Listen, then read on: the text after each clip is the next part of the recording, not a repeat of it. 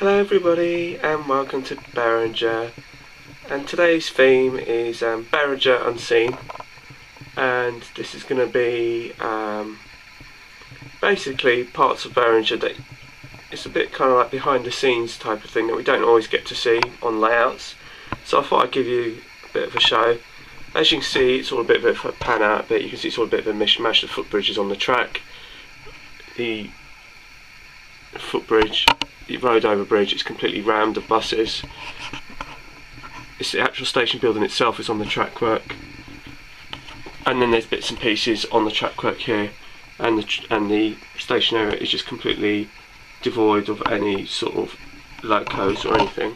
And this is for one very good reason. This is a side of Berringer you don't get to see very often, so I thought I'd share it with you.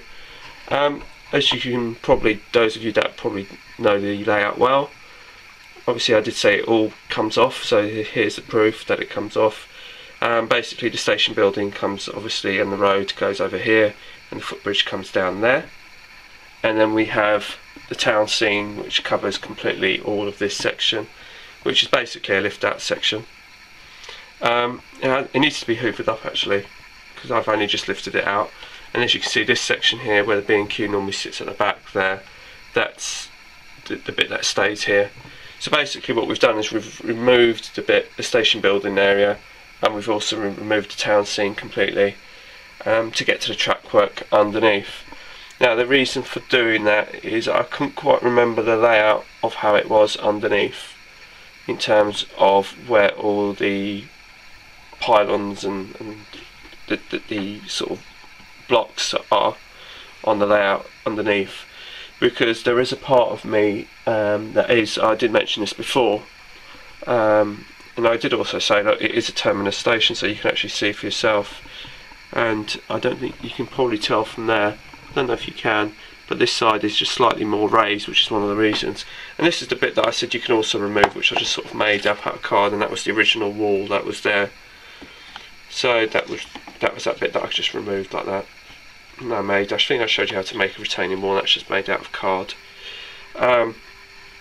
Because what I was thinking of doing is I was thinking of making a platform under here and putting some LEDs under here, and that would span probably up until about, probably up until that line there of the layout, and that would probably give us 2 or 3 coaches in length. And I just wanted to see where all the blocks were and everything like that in terms of where everything was going to fit. So that's kind of like what I'm looking at doing, because obviously this is going to go, this end is going to go towards the ceiling section of the layout, which is one of the reasons why I'm sort of deliberating that how it's all going to pan out. As you can see, it finishes here, and then we've got the outer section, which normally you'd see B&Q here, and then you'd have, that's where the 2 tracks come out, and then obviously the lift up section will go here. Now what I'm thinking is that this bit here, this backboard here, is going to be pulled out and opened out up until this back wall here. So that means I might have to rebuild B&Q to a full building. So I'm just kind of working out the sort of layout in which I'm going to do it, or how I'm going to be doing it. And basically this is just a little sort of me just working out in my head what the plan is and what's going to be happening. So we're going to see how this works out. Over here is B&Q, and I'm sure I've shown you this many times, but I'll show it to you once again. It's just made out of scrap wood, and you can see it's just a low relief building which I just knocked up, and it's just bits of wood that I had lying about just to put it together. And as you can see, there's the top bit where the station would normally sit, so that needs to be dusted off and cleaned up, but at the moment all the vehicles and bits and pieces are just sitting there, just until I can work out what's going on. When I'm ready to put it all back, it will just go back to the way it was. Here I'll just take you to a bit of a closer look of the town scene in a bit more detail as I can get into it. As you can see, the houses are just Metcalfe houses, and the bus station would normally be here with the walls. But the reason why I wanted to show you this is because this is a side you don't really get to see of the bus station, and I did knocked up these little things on the computer. Some of the passengers waiting for buses, they knew which stands to go to and which buses would run from which stands.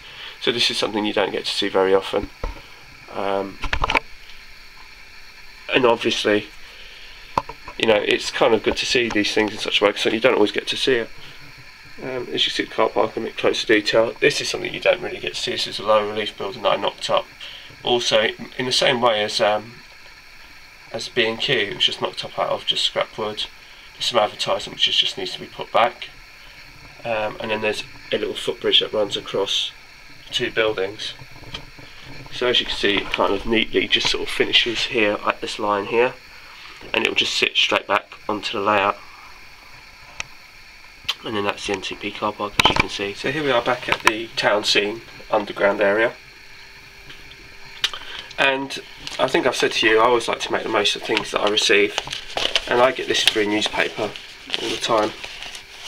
So I think one of my next jobs, or first jobs I'm going to be doing, is I'm going to be using this free newspaper here to mark out a template for the platforms that's going to run around there and there, and this is deliberately going to be probably for the DMUs, because as I said to you before, Berringer being a terminus,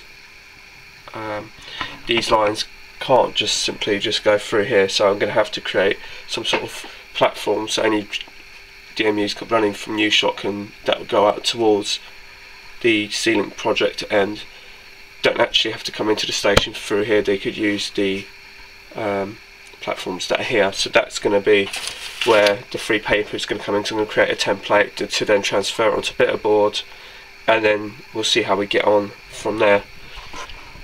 So I hope you've enjoyed this little brief insight into Berringer Unseen, and as you can see, I've deliberately kept the track work very simple under here. There's nothing worse than having points under here and then you can't access them, and then they derail, or the point motor fails and stuff.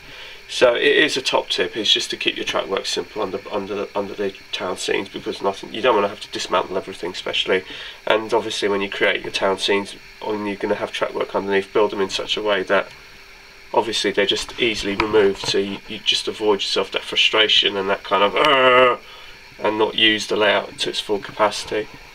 So thanks for watching. Feel free to comment and subscribe as always, and I'll just give you a quick pan out of what it looks like as is. So it's kind of slightly undressed, slightly naked, and I'll let you know how I get on.